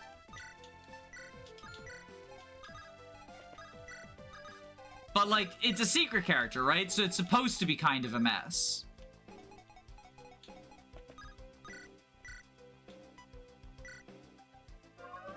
The recruitment.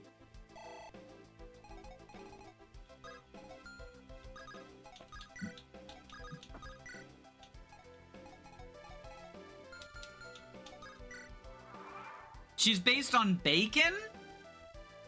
I don't know the fighting game character. I'm sorry. I don't really play fighting games. So, I am assuming if that's what it seems like she's based on, then yes. But I don't know for certain. Yo, bro got 1% crit!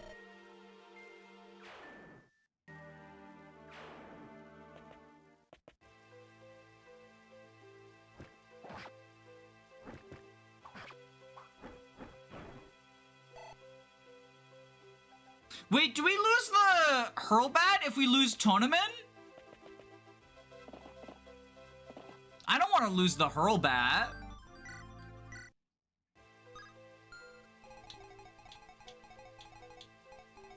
I don't care about Tournament, but I don't want to lose the Hurlbat.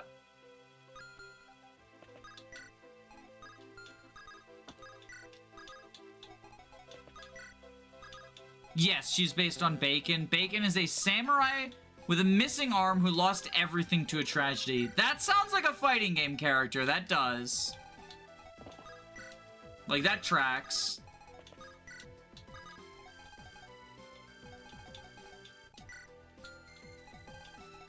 Speaking of fighting games, New Mortal Kombat movie's coming out. It looks bad. After I fix my computer, I'm going to install and start playing Genealogy: The Holy War. Nice! That's exciting.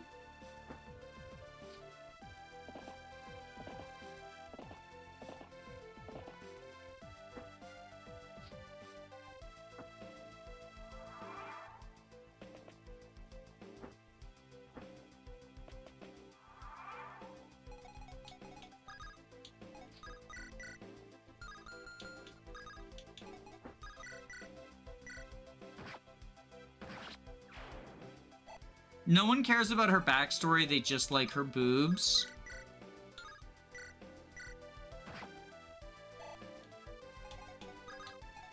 Tragic. Speaking of fighting games, when are we gonna get a new Darkstalkers? Is Darkstalkers a fighting game I've never heard of?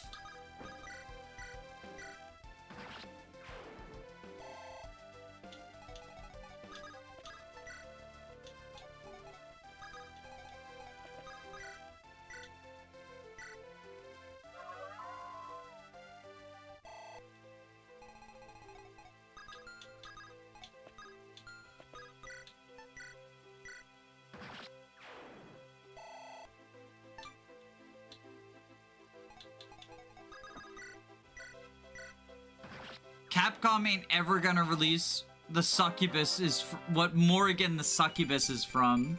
What's Morrigan the Succubus? Yo, speed on Argent! Actual insanity.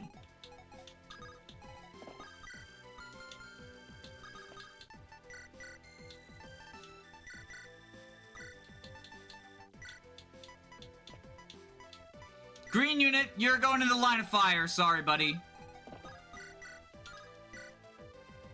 It's what you're here for.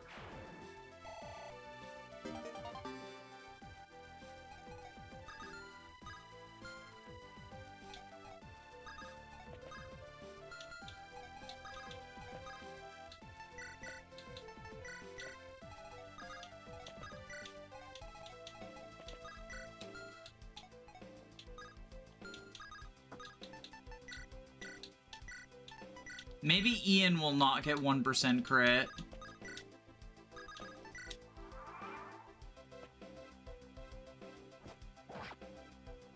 She's a popular character. I'm shocked you've never seen her before. I mean, I'm not into fighting games.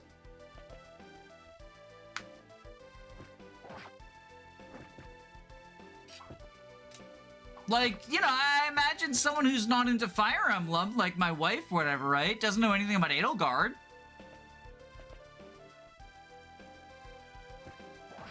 It's just a matter of, It's just a matter of,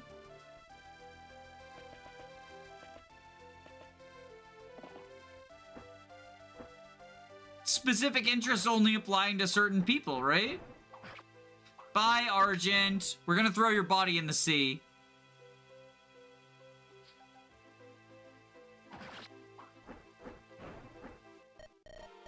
Throw me in the ocean, my one true home.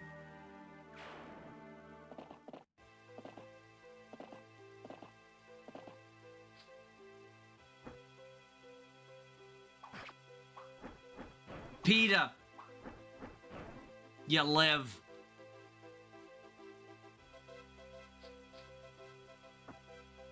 PETA, the not getting benched, is here.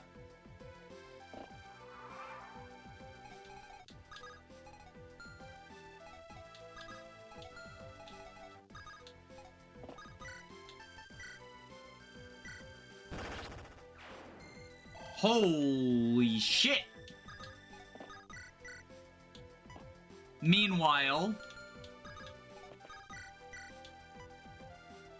Okay, Toby Gaming...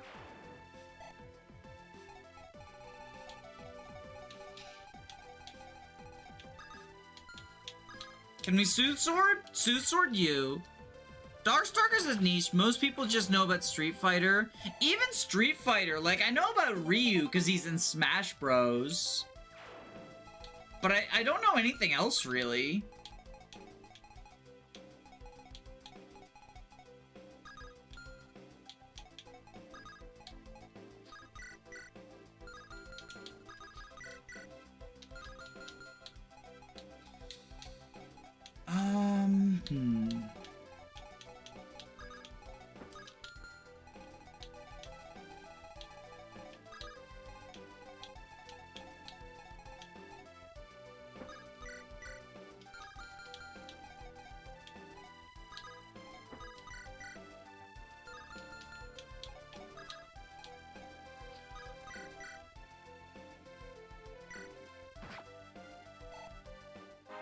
Alright, Valeria, you do that.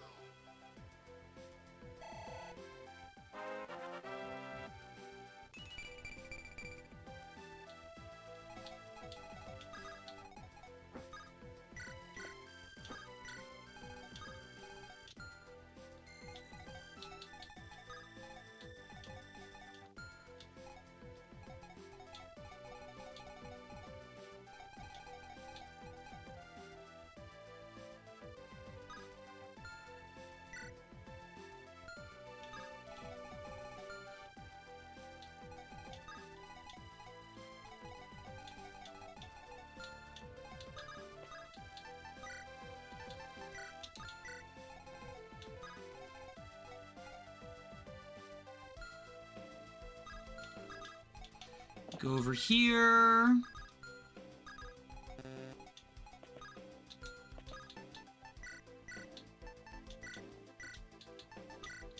Vulnerary up.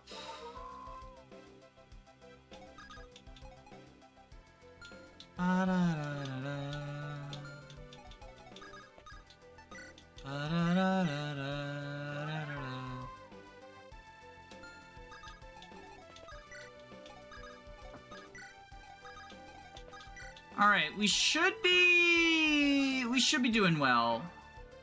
Should be fine. Nice dodge, Tolme. How is there's a Peg Knight who can use all the PRF weapons early on?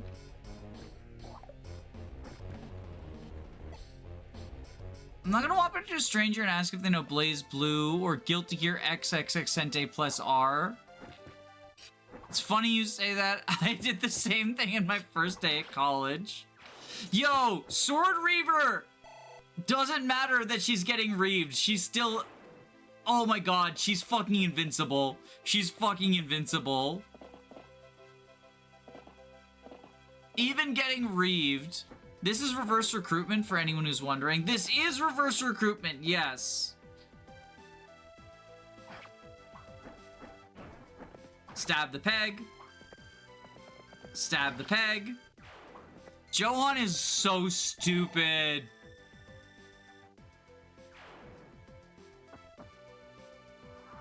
Okay. There's y'all. Alright.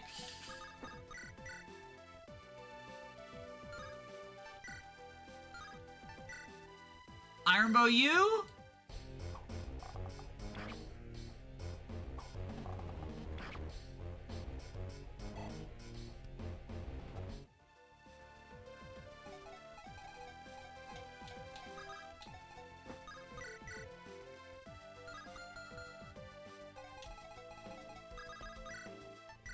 Mend up Peter.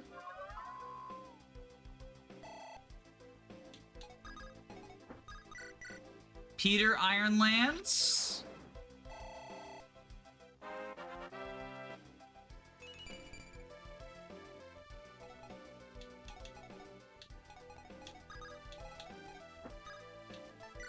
Drop.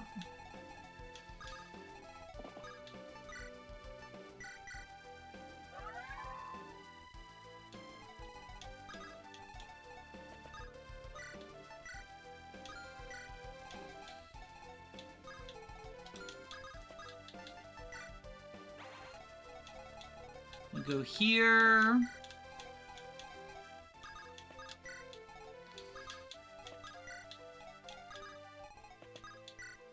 Okay.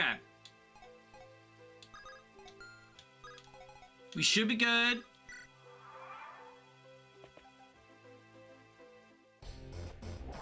That's a Peter kill? Peter, the boss is here. I like it when they say alley-oop. Is Danny the only person that dislikes Xenoblade that is reasonable about it? I mean, I don't think it's unreasonable. I guess it depends on what are you saying is unreasonable that other people dislike, right? I just think garbage gameplay, garbage story, frustrating fan base. I don't know. I think Xenoblade fans would describe me as unreasonable oftentimes. They certainly think my remaining amongst the breathing is a problem. All three games. I've only played Xenoblade 1 and Xenoblade X. But like, if you play 2 games in a series of 4, and the two that you play are shit, like what motivation is there for me to play more, right?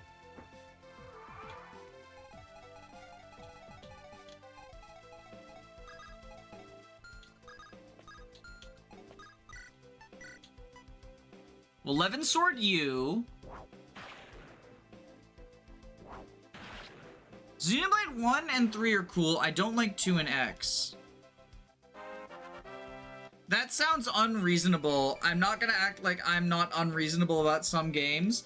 I mean, I think it's reasonable to say if I've played 2 games in a series, there's no reason for me to assume that, oh no, but the next one will be different.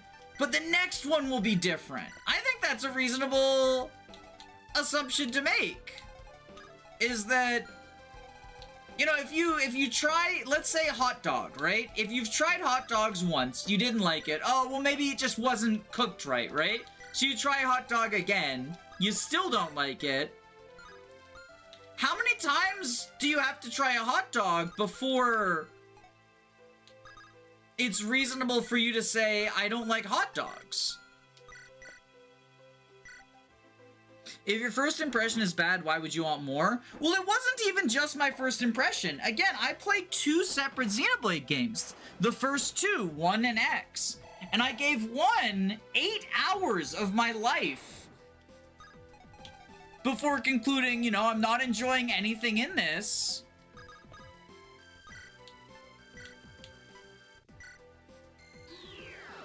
There's no reason for me to, you know, keep going with it.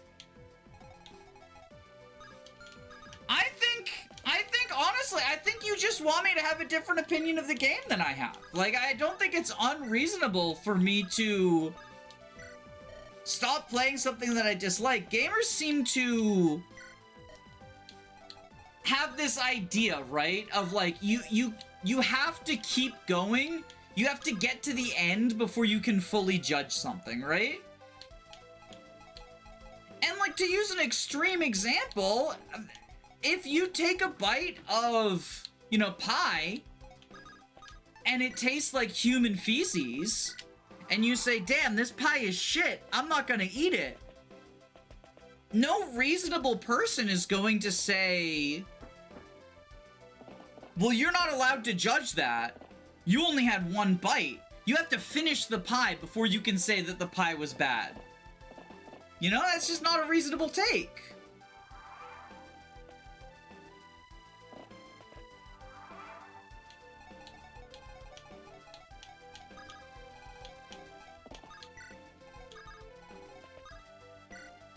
But for some reason, video games are treated, you know, differently than that. There's sort of the, and I think most people would agree, that like, you're allowed to be like, oh, you know, I watched the first 5 episodes of a TV show, nothing connected with me, so, you know, I'm done. And that's like, you know, that's fair.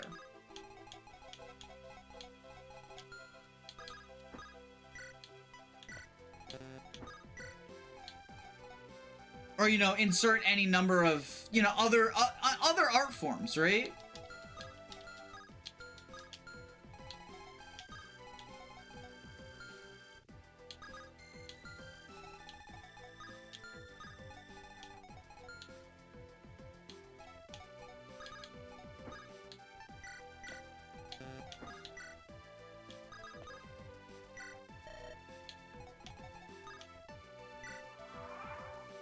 To be clear, I said it's unreasonable how you described it. I mean, it's my opinion. I think the story was garbage. I think the gameplay was, like, driving nails into my knees. Like, that's my opinion. Again, like, I think, and the fact that me saying that the story and gameplay are bad in both of those games, and forget even mentioning Xenoblade X's migraine-inducing blurrovision, right? I think the fact that that is seen as unreasonable sort of gives truth to what I was saying in terms of, I think y'all just want me to like it, right? It's not unreasonable to dislike something that you like, just like it's not unreasonable for you to dislike something that I like.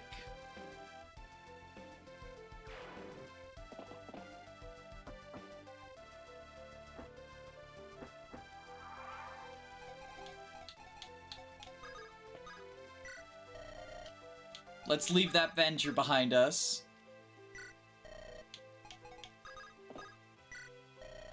Did I just walk into Xenoblade talk? I'll never escape it. I'll never escape it. Why does Xenoblade even come up? I didn't even bring it up this time. Cause like sometimes I bait it cause or not like bait like intentional, but like I can understand why the Xeno fans come out of the woodworks when I use like a term like Xenoslop or whatever, right? Or when I, you know, if I'm talking about a story and I'm like, you know, as opposed to Xenoblade, which is just hype moments and aura, right? Then like that, yeah, I can understand people coming up about that, but I swear I didn't do anything. I didn't do anything this time. Someone just said Danny doesn't like Xenoblade. Your Honor, I'm innocent. I mean, I'm guilty of being a hater, but I'm innocent of beating the drum.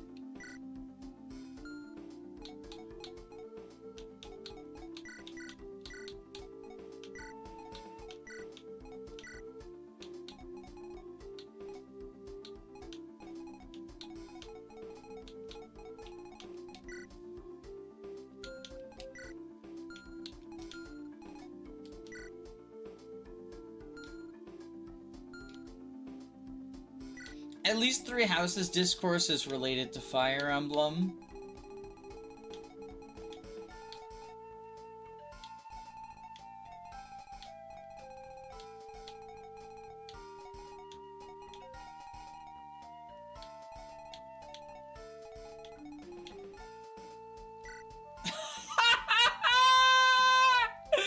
What a loser! These stats. Oh my god. Horse joins in the desert.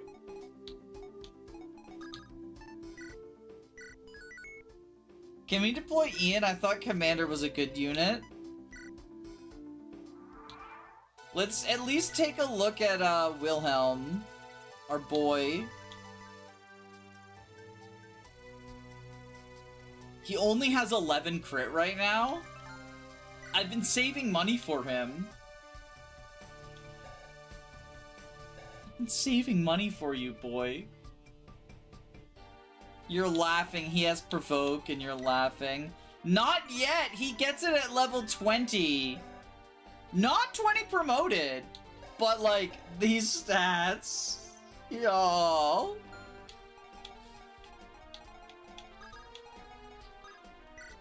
We're not gonna play the map today, I just wanna see. Oh god, it's disgusting! We have our Christmas Cavaliers, though.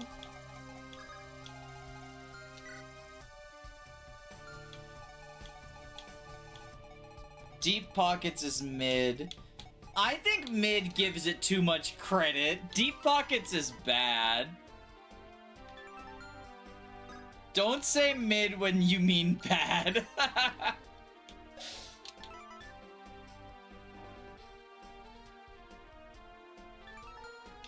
Double Lion Yu moment.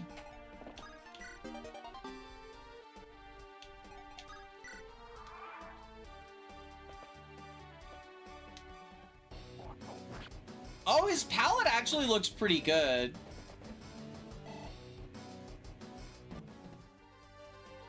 Hey, do you want to see the pairings I have planned for FE4? Sure, sure. I'm about to end the stream, so send them quick, but sure. That sounds like that'd be cool.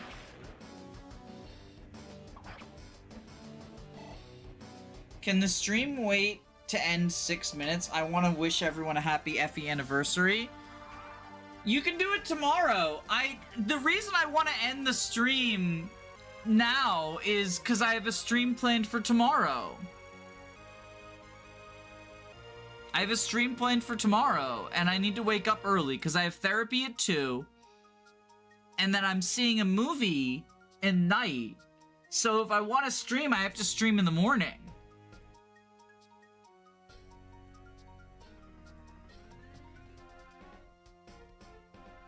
But we're doing this tomorrow.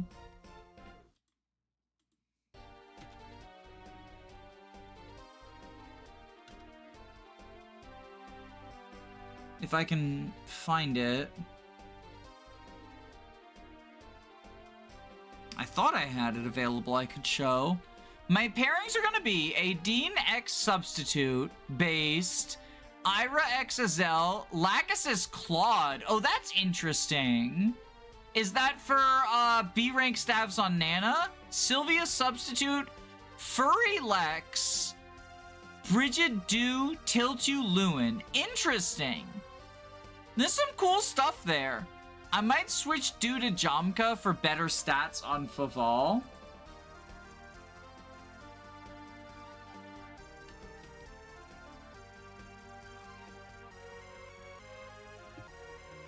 Yeah, okay, this is what I wanted to show y'all. This is our stream tomorrow.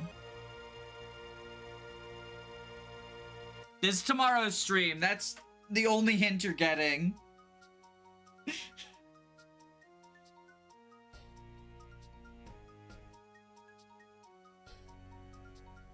I have beaten exactly 1 Dai's Emblem chapter. B rank on Nana, that's the plan. Not better stats, just better skills. Cursed.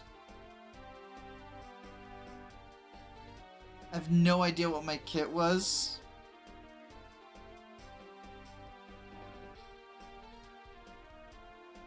What did Madeline do? Tune in tomorrow to find out.